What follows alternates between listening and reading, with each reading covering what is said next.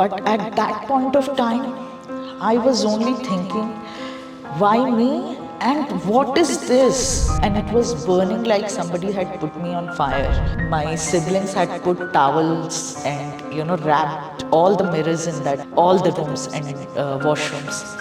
And I removed that towel and looked myself.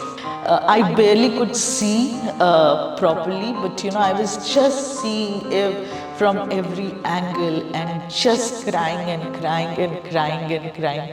Hi everyone, Yelrigu Namaskara. Welcome to the brand new series of podcast Real Celebrity. And today in our very first episode of Real Celebrity podcast, where we tell the stories of extraordinary women who made it, I have a very special guest.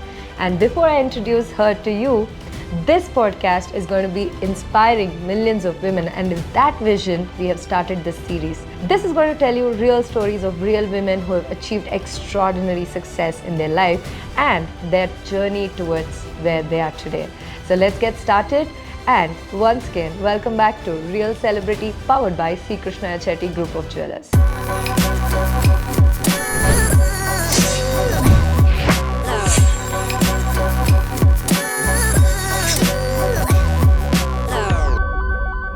Today with us, we have someone very special.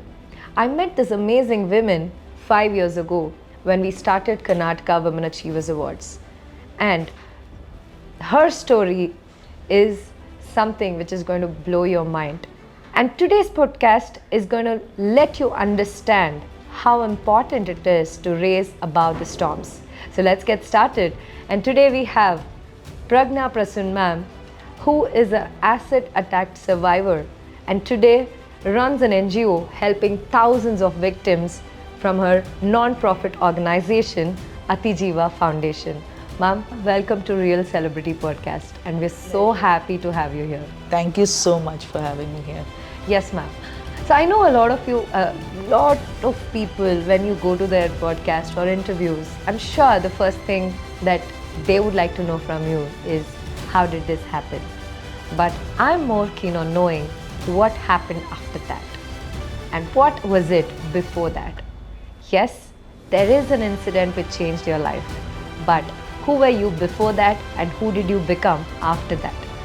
So ma'am, to begin with, who are you today? What are you doing? Like, what's all that work that's happening in today's life for you? The biggest achievement of my life is becoming a mother of two beautiful, wonderful daughters. So the first thing what I do is being a mother to my daughters. Apart from that, I have relationships and I run an NGO to provide rehabilitation to acid attack and burn patients across the country. What I do in major part of my life in last decade, and I believe what I will be doing in the rest of my life, which will be a very, important part of my life. Amazing. So Pragya Prasun ma'am is a national award winner, a Nari Shakti awardee. So this is a story which can change the way you think about life. So yes ma'am, where did it all begin? Like, how was your childhood? What was your upbringing like? As a child, I was a very introvert girl. I hardly had friends. I still don't have much friends because I don't speak at all. But over the years, especially after attack, I found my voice, I can say that, because there were moments where I believed, where I told myself that, if you don't speak now, if you don't speak for others, this is not going to get any better for so many people around you. And that's how I start speaking. But as a child, I was very introvert. My childhood was very protected one, growing with my siblings and cousins around, traveling. Where were you born? I was born in Dhanbad, very close to Calcutta. Okay. And because my father was in Coal India, so we had to travel different places. I did my schooling from Dhanbad, and then I did my college from Varanasi, which is my hometown. Post that, I did my post-graduation from New Delhi, from Pearl Academy of Fashion. I really enjoyed the best part of my life, where my college life, where I really made few friends and, spent days with them, and really started speaking. Delhi was a very different experience, being all alone, away from the family, and doing everything on your own was a very different experience. And by the time I completed my post graduation, I was engaged. I was engaged to, I can say, the most wonderful guy I have ever known. I was on top of the world, because whatever I wanted at that, or I had wished for, was getting fulfilled one by one. I wanted career in fashion management. I wanted to have my own family, and everything was getting fulfilled. And there was this day, I had to travel from my hometown, and all this happened, which changed my life completely. Right.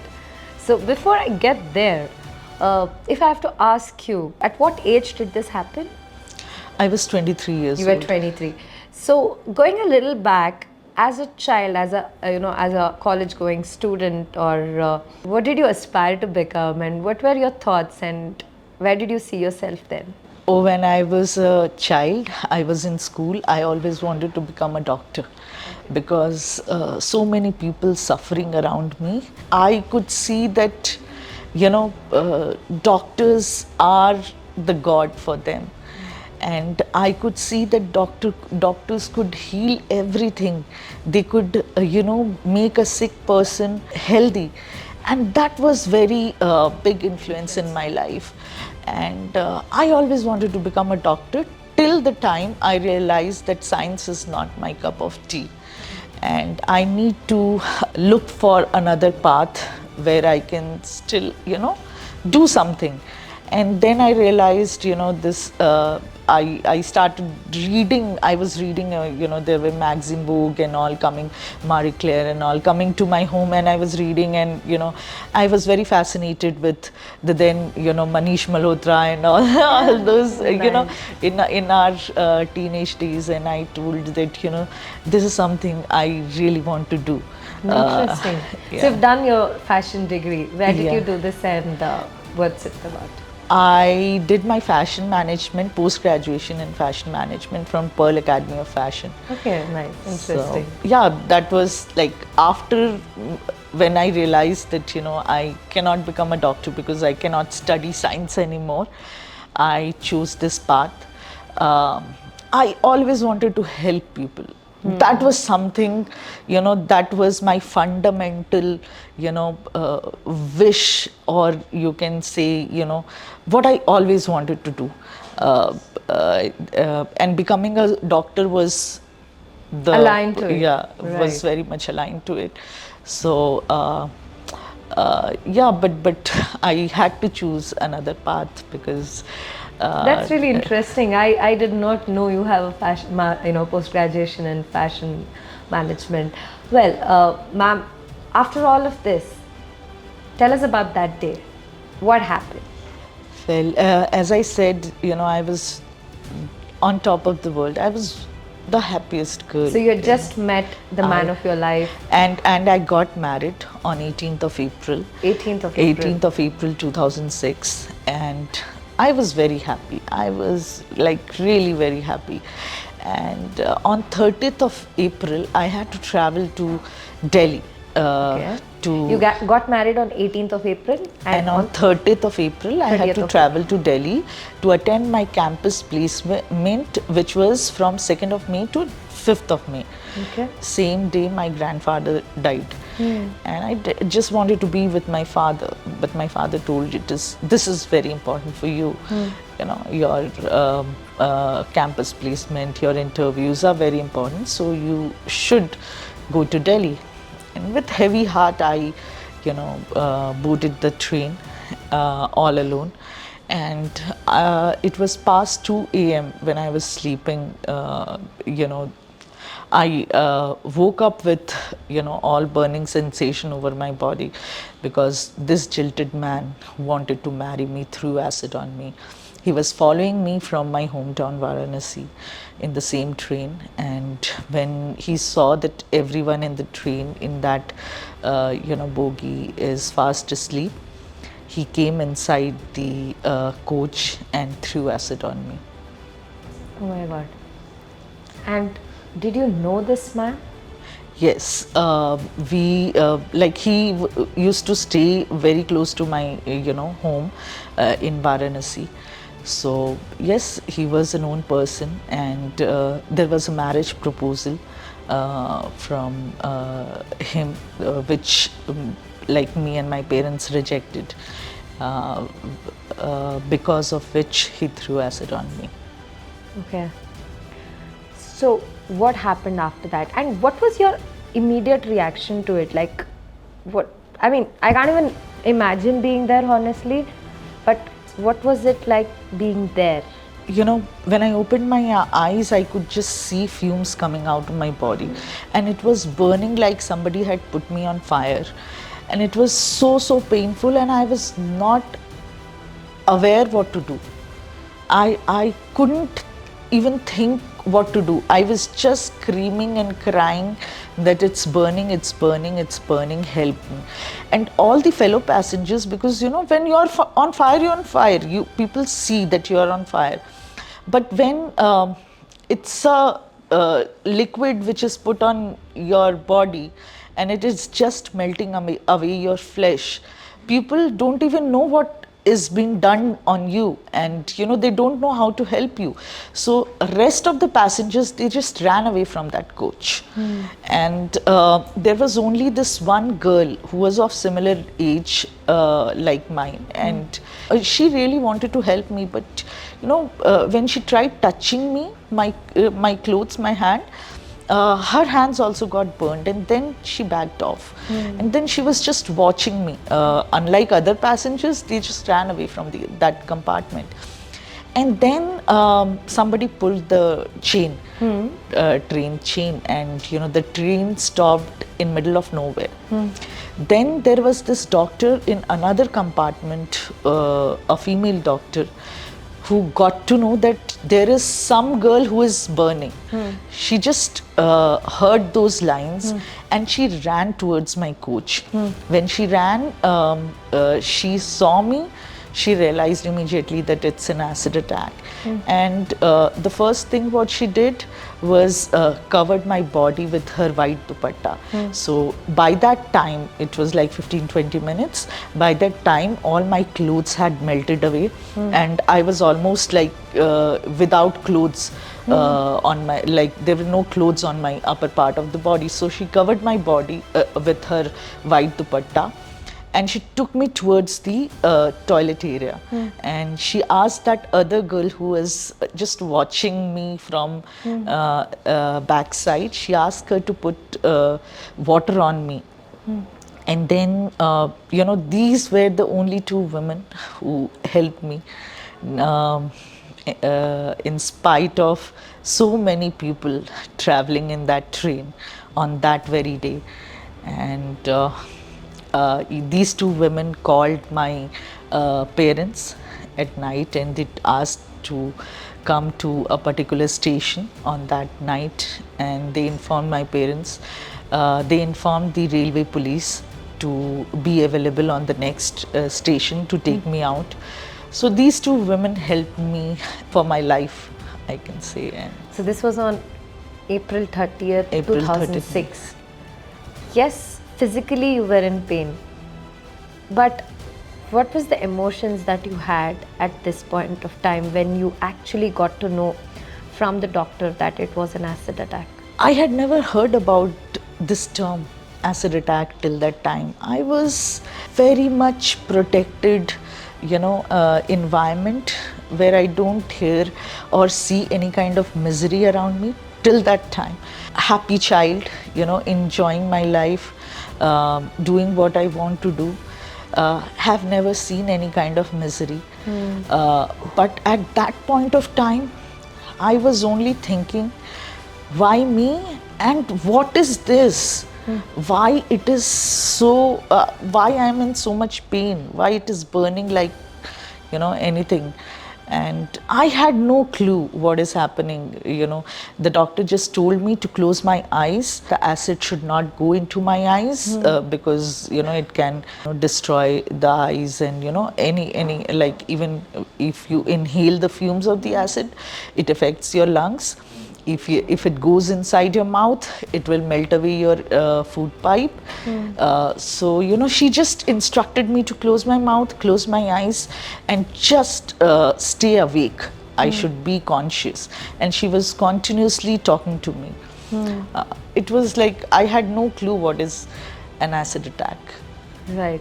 Ma'am, talking about it, I have a very contradictory question to you, because I think you have worked with a lot of acid attack victims in the last few years, and you've met them personally.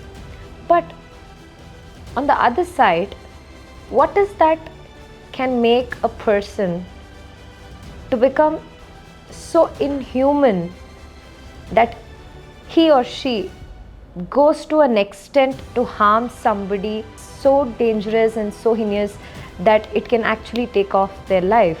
Because you said that person loved you, that person had the intention of getting married to you. The moment you get married to somebody else, this person hates you to the core, that he decides to harm you for life. What could be the reason? When you ask where this is coming from, it is our patriarchal society which objectifies women, that a woman, the other gender, should always obey the other gender, right? And it says that if she doesn't do that, she is entitled for a punishment. And this kind of mentality, this kind of mindset is still there in our society, which says that if you cannot be mine, you cannot be anybody else's. You are tagging a woman that either be mine or you have no right to live. You have no right to look beautiful. You have no right to be with anyone else. And is the root cause of all of this is the upbringing? Yes, or the lack absolutely. of education, of lack of awareness? What do you think is the root cause of all of this? Well, I would agree that lack of education, but in my case, the person who threw acid on me was into administrative services. So I highlight the upbringing. It's how you have built yourself, right?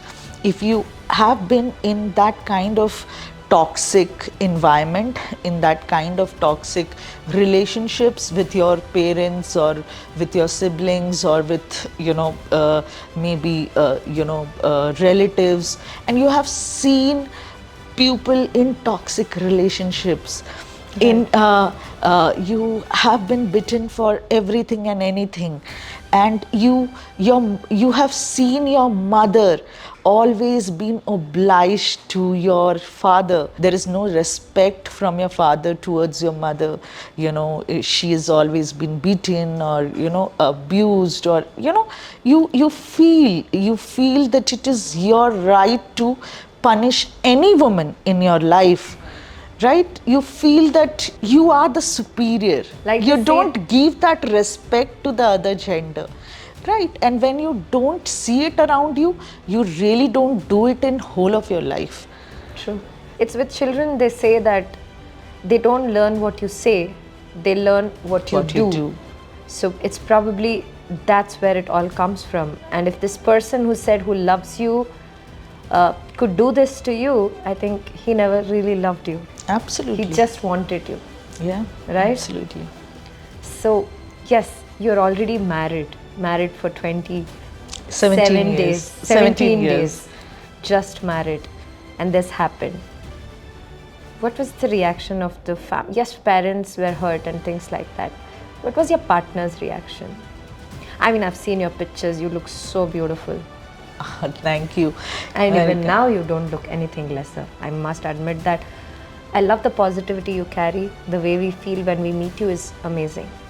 You're very kind to say that.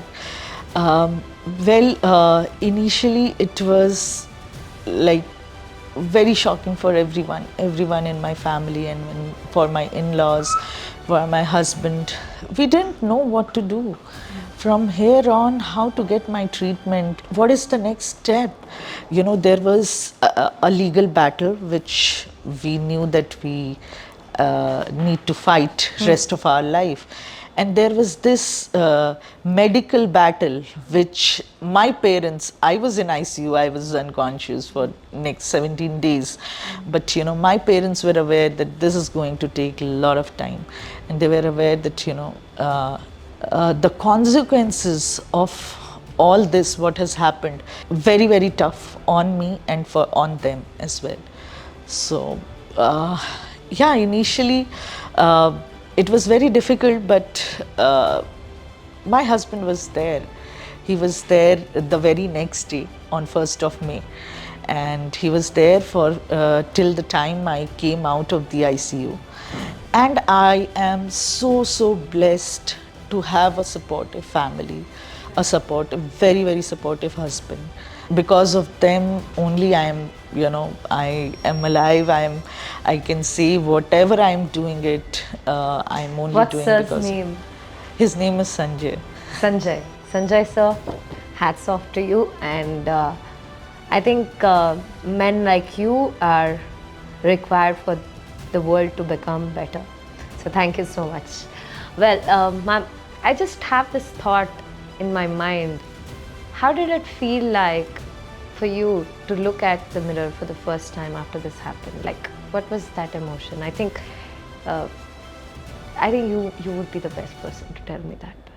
I had seen myself in tits and bits in the hospital, and and also seeing the other patient in the hospital, I could understand that this is what going to happen for next few months. But for that, I would go back 10 years earlier when I was a teenager, and I broke my nose because somebody in the train, again the train, threw a stone towards that running train, and it came and hit my nose. And I had multiple fractures over my nose. So I had to undergo a nose reconstructive surgery as a teenager when I was 13 years old. Okay. And post that surgery, my nose became more beautiful. Okay. So I, what you see in movies that, post plastic surgery, you become more beautiful. I was, that kind of picture was in my mind that, post this also, after multiple plastic surgery, I will become okay. One surgery went, then second, then third, then fourth, then fifth, then sixth. Till that initial 6 months, I was aware that I'm going to be better. So I was full of energy that, do my surgery, complete it. In 1 month, they won't do more than one surgery because they have to give general anesthesia, right? So, but I will insist my doctor that do another surgery as soon as possible, because I knew that I am going to become better after every surgery. Then fast forward, after multiple surgery, I am looking at myself and seeing that, it is not going to be better.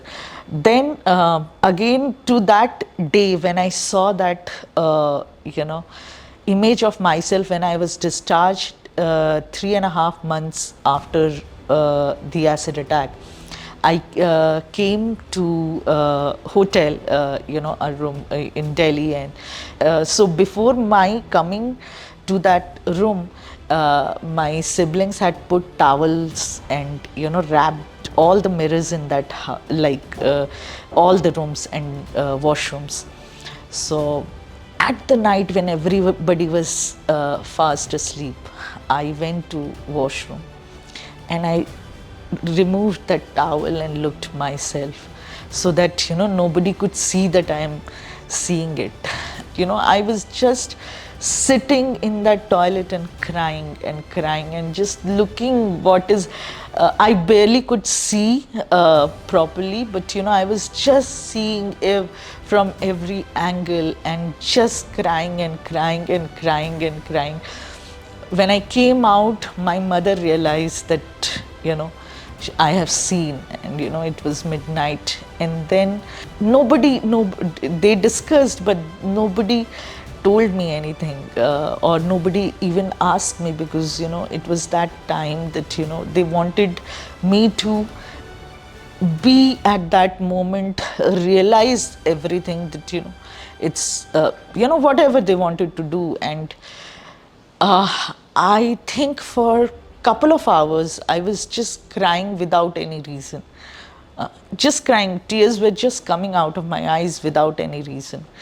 But I was also full of positive thoughts that after multiple surgeries I am going to become better. Okay. I mean, it's even difficult to explain. Forget about being there. I mean, even to hear it feels difficult. So, what was the acceptance phase like? How long did you take to accept the reality and to actually get back to normalcy? Reality and the realization that I'm not going to look normal, it came only after 17 surgeries. 17 And surgeries. I just told myself that it is useless to undergo so many surgeries, and it is useless for any surgery, because it is not going to make me anything close to normal again. That realization only came after 17 surgeries, after 2 years. It's been like 2 years. So I told myself that, now I need to stop this. There were so many restrictions, there were contractures around my neck, which restricted my movement of my neck, and there was contractures around my axilla area, where I couldn't move my hand. So by that time, all these things were like, I was mobile. I was like, my mobility was okay. I told myself, now you can open your mouth, now you can breathe little bit from your nose, you can hear. They reconstructed my ear 2 times and it was a failure. They tried to reconstruct my nose, then again multiple contractures, it was a failure. I told myself that no matter how many surgeries you undergo from now on, also it is not going to make you normal. So I need to stop it. I need to stop struggling between hospital and home. I need to look beyond this. I can breathe, I can talk, I can eat my food, and that is enough for me as of now. I just want to be at home, look beyond these surgeries and the recovery and that legal battle. I need to look beyond in my life if I really want to live. And that was the time I called my husband and I told that, I just want to be with you. I just want to move out of this hospital. I just don't want to stay here anymore. And within a week he was there, planned everything. He took a house within a week, 3-4 days, and he was there. My mother was there, and I traveled from Chennai to Bangalore, and then I never went back for any surgeries. I never went back.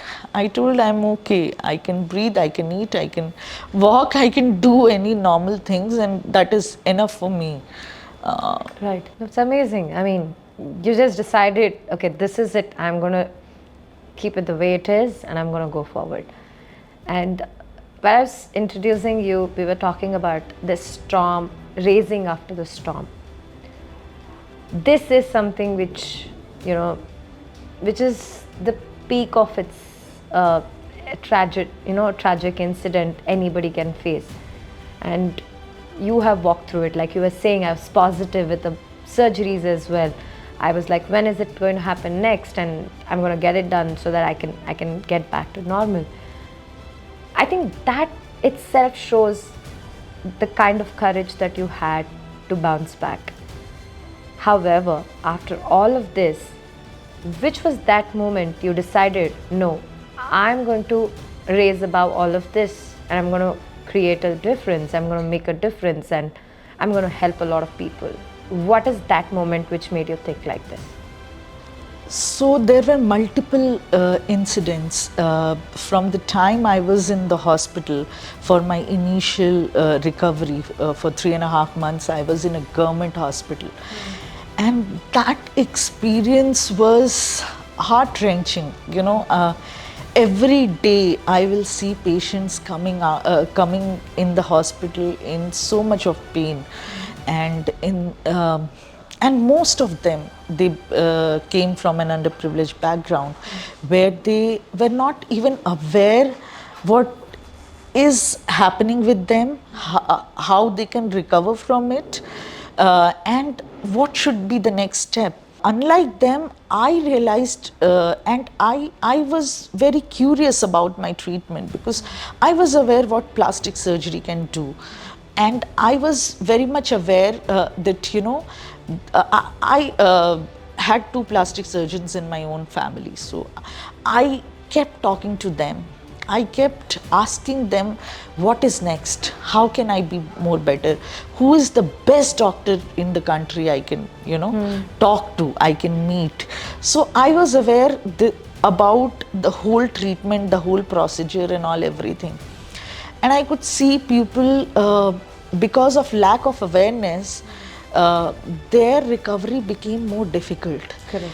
And I started guiding them from the very time I was in the hospital, in my initial days. And till the time, every time I used to guide them, I used to ask them to go to this big private hospital, this hospital, there is this doctor, very good doctor. So there would be only one question: who will afford? Our family won't be able to afford this surgery. Single surgery, 1 lakh rupee at that time, 80,000, 1 lakh rupee. Who would be able to afford these kind of surgeries?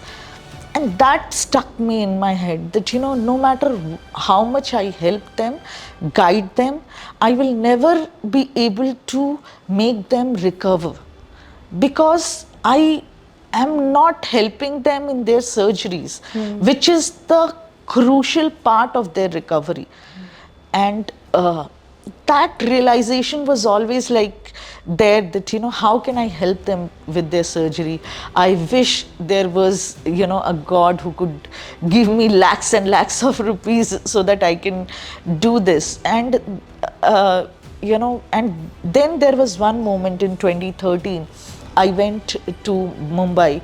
I met a doctor, Dr. Keshwani, Sunil Keshwani, and meeting me, and I explained everything. Sir, this is my story and this is what I do. And by that time, doctors used to call me to different conferences to introduce me to their colleagues, introduce me to other patients, so that they get motivated. Just talking to these patients, these people, seeing the glow in their eyes, used to, motivate me so much, used to heal me. And I realized that, this is something which makes me happy and content from inside. This is something, when I used to come back home and I tell my husband that, see, this girl, when I talked to her, she told, I will study and I'll recover, I will undergo. She was so not willing to undergo a surgery, and when I talked to her, she was willing to undergo surgery. See, I'm so happy. And that happiness my husband could also see in my eyes. And that was something, Dr. Keshwani, he told me that, you need to do something. You have all the knowledge, you have all the information, you need to put everything at a place and start helping these patients for surgeries as well. And he told me that I'm going to help you. I'm going to help you. You start an organization formally and do this. And that is when I came back from Mumbai, I spoke to my husband and thought about it, and I started. I don't know how I have been able to help so many people with so many, like more than 250 surgeries, and it's not that easy.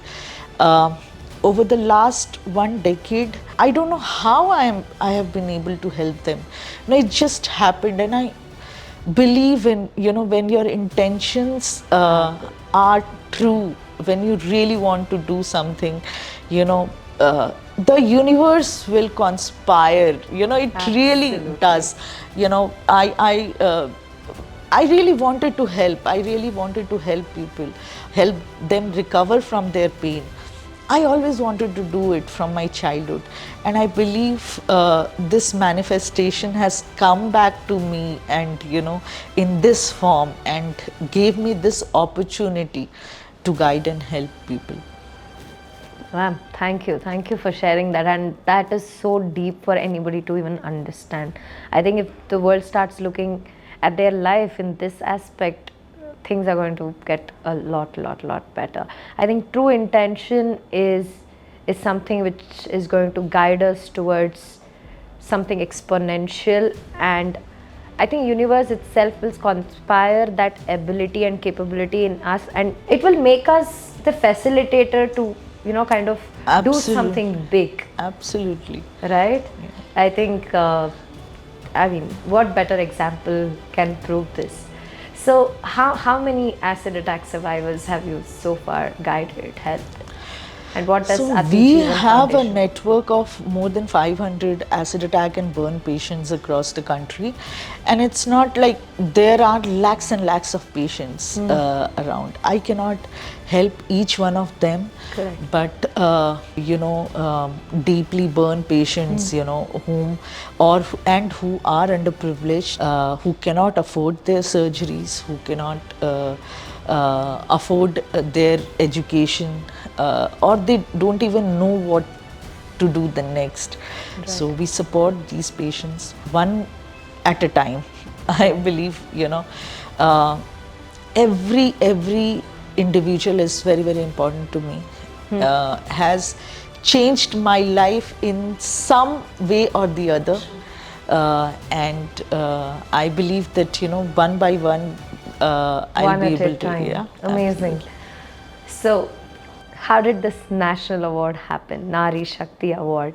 How did it come by, and what did it I make just you feel like? got a call one fine day telling that they are from Ministry of Women and Child Development, and they are going to award me this, and it just happened. The awards are definitely the validation and motivation for the work you do. But I believe that even if you don't get award, you should always believe in your purpose. Right. And if your purpose is true, you can I get awarded every day. Today only, one girl, her name is Shami, she messaged me from Kolkata. She had gone yesterday for an interview, and today she's selected. She told, ma'am, from next month my life is going to change. From after the attack, she was doing nothing. She has two small children, and she was in desperate need of a job. So today she wrote a long message and how thankful and how her life is going to change from here on. That is an award for me. And that's the best feeling ever. Absolutely, absolutely. Are so many award and recognitions And I nothing have can get. be compared to these messages. Absolutely. 2 months back, there was this girl who got married, and she messaged me. It was like, I got goosebumps that I am able to do this. I'm so fortunate that I am able to do this. And there are very few people who are so fortunate to change somebody else's life. And I am doing it. I am improving the quality of life of so many people. And I'm not, I'm thankful, and I'm really full of gratitude to all of them for, trusting me even. That trust also doesn't come so easy. For trusting me, even for their life, for their treatment, it's very big thing. Ma'am, I have a very last two questions to you. Now, what's your message to these women? There are women who have gone through extreme health issues and fallen to a phase where they feel it's all over. There are women who have failed, or I would rather say, who have not been able to wake up from, or raise above that situation of having a bad relationship. Somebody with any given situation, they are in a phase where they are feeling that, okay, life is over, there's nothing beyond this I can do. What's your message to such women? Well, first of all, I don't believe in anything can stop you. Don't let anyone or any situation define you and your life, or who you want to be, right? Don't let anyone define it to you, or any situation also. It should never be. Just focus on it, and everything else will become blur. All the things, all the challenges which you will face to achieve that target will become blur. Right. Will not matter to you. Okay. So you told me what's your message to someone who's fallen there and not able to wake up. But what's your message to someone who's already decided that she wants to raise above all the storms in her life and wants to make it big? You will do it. You will do it. I just believe that, there's nothing impossible. You just believe in yourself, you'll do it. Anything. If I can do it, anyone else can do it. I have been, and I still am, I'm so introvert, I won't be able to talk to anyone unless somebody asks me. Right. I never ask for any help from anyone, but it just happens. See how I'm able to do this, just because I really wanted to do it, right? And I always believe that I can do it. Right. And in your case, what I strongly felt is your family played a huge role in this comeback. And whether it's men or women, it's your first circle who actually have to hold your hands when you're actually falling down. And if that happens, I think there's nothing that can stop us. Absolutely.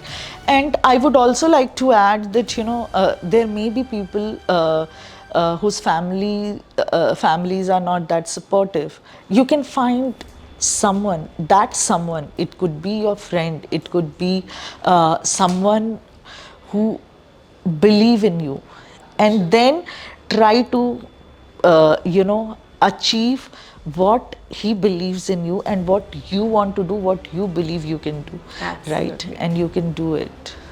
And with all the conversation that I've had with you, ma'am, all that I can say is, if you want to do it, you can definitely do it. And with that, if you have someone to hold your hands, it becomes much easier. And I think everyone watching this interview, just take a path. Whether you're men, women, doesn't matter. Just be there for somebody who needs you to be there when they really need your support. Absolutely. And that's what is going to make a huge difference. Ma'am, thank you so much. The whole conversation actually made me believe that truly, if someone wants to kind of reach certain place, it's their purpose, it's their intentions, and finally it's the kind of way how they see themselves, right? I think these three things played a very big role in your life, and it's going to be a huge message for everyone out there. And I'm really glad to have you on this show, and we're so proud and happy to that you were holding this amazing golden lady designed and crafted by C. Krishna Chetty Group of Jewelers in Karnataka Women Achievers Awards, and we're so proud of you, ma'am. Thank you so much for having me here, and thank you so much for making me part of, your first KWA and The Real Celebrity Podcast. Thank you so much, ma'am. And I must say that Karnataka Women Achievers Awards, Indian Women Achievers Awards, or Real Celebrity Podcast wouldn't have happened without support of C. Krishna Chetty Group of Jewelers.